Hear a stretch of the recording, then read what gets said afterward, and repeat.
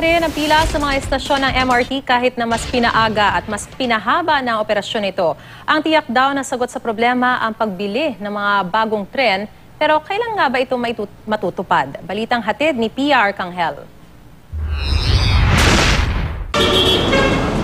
Wala pa alas 5 na umaga, sunod-sunod na ang pagdating ng mga pasahero ng MRT sa North Avenue Station. Mas maaga at mas pinahaba na ang operasyon ng MRT. Saan nyo nalaman? Sa TV po. So, pabor ka ba na lumusod sila mas mahal? Opo. Bakit? Syempre para mas maaga yung biyahe namin. Hindi na matraffic. Mas okay. Lalo na po sa mga mas maaga pa po yung pasok. Para makakasakay po sila agad ng porter. Hindi na po sila abot ng rush hour.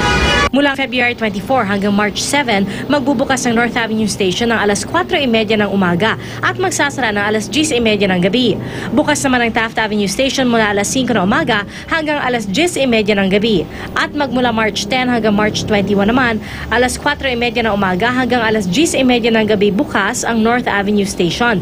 Samantalang alas 5 ng umaga hanggang alas 11 ng gabi naman ang biyahe mula sa Taft Avenue Station. Pinaaga man ang operasyon bago mag alas 6 na umaga, mahaba pa rin ang pila sa istasyon. Kaya napapanahon na raw ang planong pagbili ng Department of Transportation and Communication o DOTC ng mga bagong tren ng MRT, lalo na't inaasahang bibigat ang daloy ng trapiko dahil sa kabi-kabilang road construction at repair. At tila umaayon naman sa pangangailangan ng karagdagang tren ang pagkakadismiss ng Makati RTC sa petisyon ng Metro Rail Transit Corporation o MRTC na humaharang sa pagbili ng 48 karagdagang tren sa nanalong bidder mula sa China na Dalian Locomotive and Rolling Stock Company. Ang kontrata nagkakahalaga ng 3.8 billion pesos.